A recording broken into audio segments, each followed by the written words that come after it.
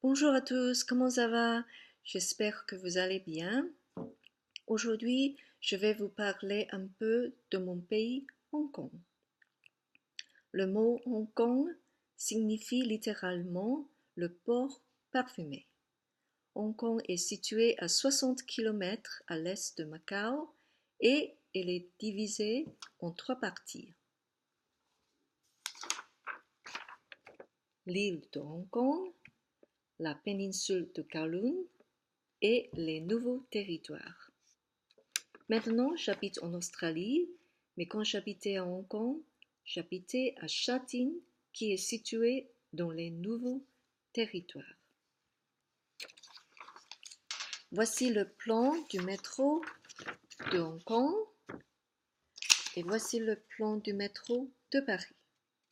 Comme vous voyez, le métro de Hong Kong est beaucoup plus simple que celui de Paris.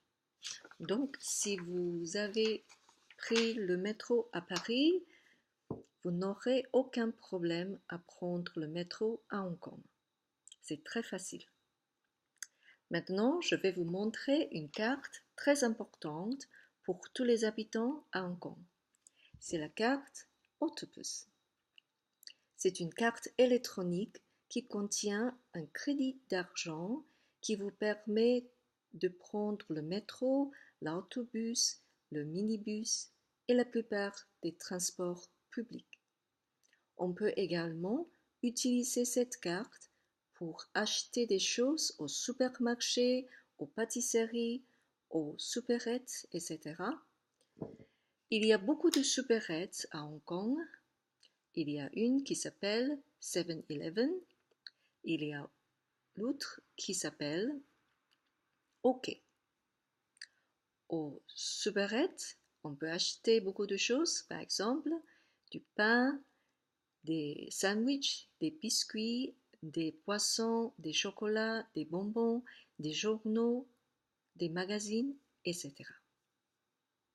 À Hong Kong, on parle le cantonais.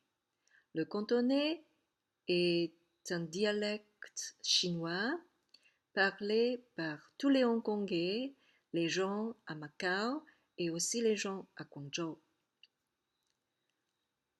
La plupart des Hongkongais peuvent parler l'anglais aussi parce que l'anglais est une matière obligatoire à l'école et c'est utilisé à l'université.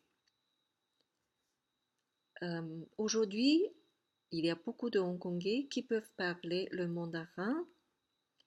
Le mandarin est la langue chinoise parlée par tous les Chinois en Chine et à Taïwan.